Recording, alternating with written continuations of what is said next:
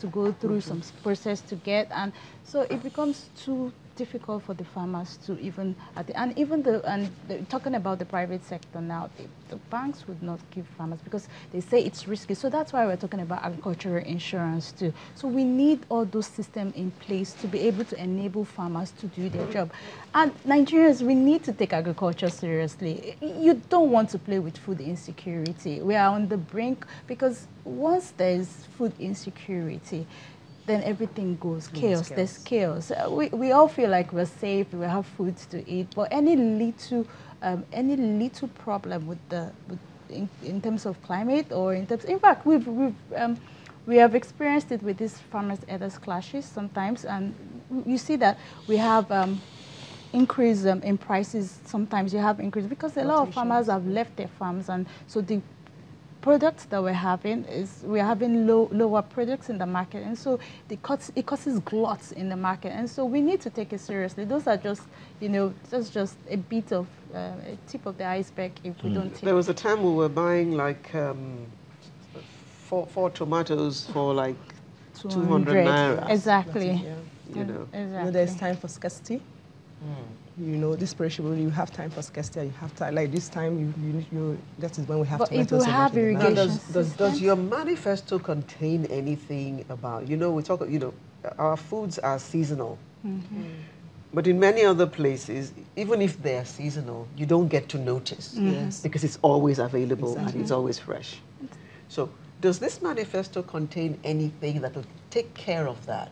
Yes, so that when at the time when tomatoes are sold at for 200 naira, do you have anything that will protect you and us, the consumers, so that the cost of tomato remains constant all year round? That is why so we don't even notice whether it's in season or not. Exactly.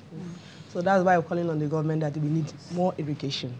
We need more irrigation, we need more storage, we need more silos, so that even when we are having so much tomatoes, we can be able to store and process them into just like what periods. But what they are doing now. Can't the farmers form cooperatives that can look after all this instead of waiting for government? The farmers are doing so much already in their cooperation. Just a question. Yes. So, for instance, in their own group now, they have now become their own bankers, giving each other loans, and they are doing so much. But how much can they can't do everything. Yes, they can't do everything. So how much is saving 10,000 per month going to? What change is it going to make? I mean, it's not going to make any drastic change. You need.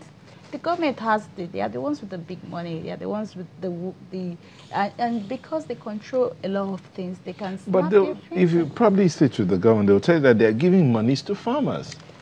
And that's why we mentioned political farmers. Okay, sorry. Adeyanju is watching from Manchester. He sent in. He says the political farmers issue is a big problem that needs to be tackled by the government.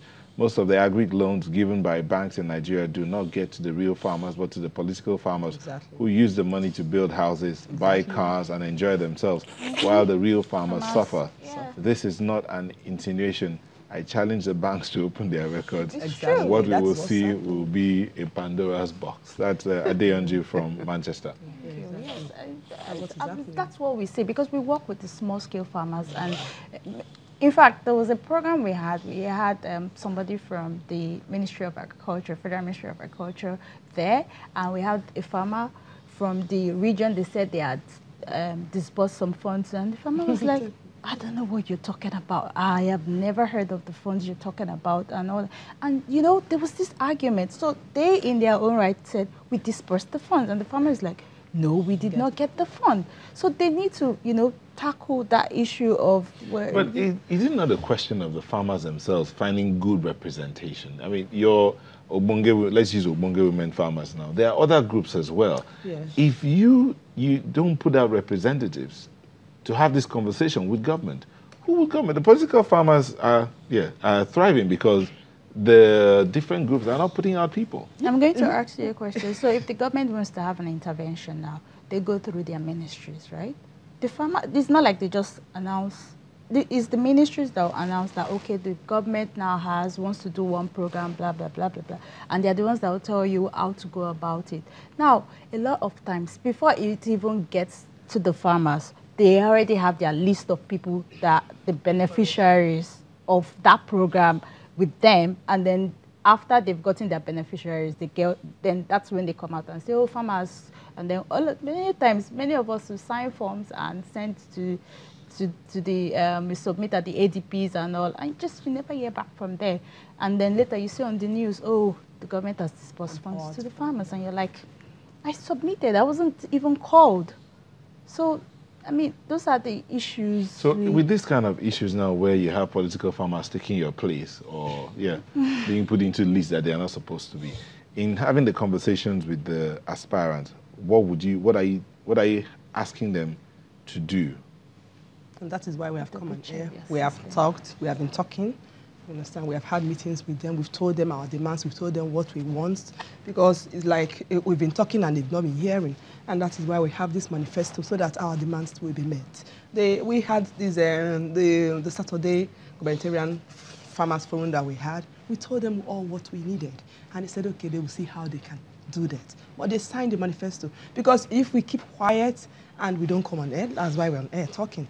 Because the problem that these farmers are facing is so is so much that no matter how we talk and we don't have information, it's like we have not said anything.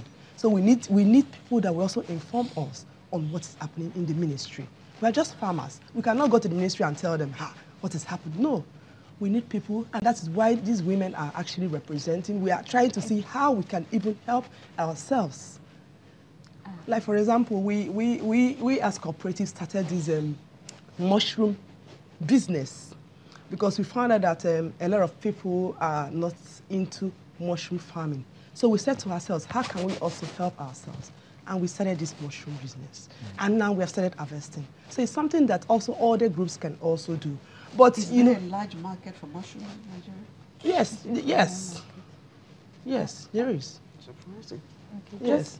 Just to answer his question as well. Yes, very delicate vegetable. Yeah, just to answer his question as well, I think what they can also do is to work with the non-governmental organizations. So we work closely with the farmers. We know the real farmer cooperatives, right? And so if you can work with the NGOs sometimes, or work with the not-for-profit organizations, you'll be able to identify the real farmers. We have the list. So we work with farmers in Ekpe, we work with farmers in Badagry, we work with farmers everywhere, right? And so you get the list of the genuine farmers, not the ones you get from your... Farmers you can actually get to their farms. Yes, exactly. So we go there, we know their problems. We worked with them to create this manifesto. So we know the people we're talking about. So maybe they should think about partnering. But what if, as we wind down now, what if the government or the politicians that have signed this thing, when they come into, what if they don't do anything about this?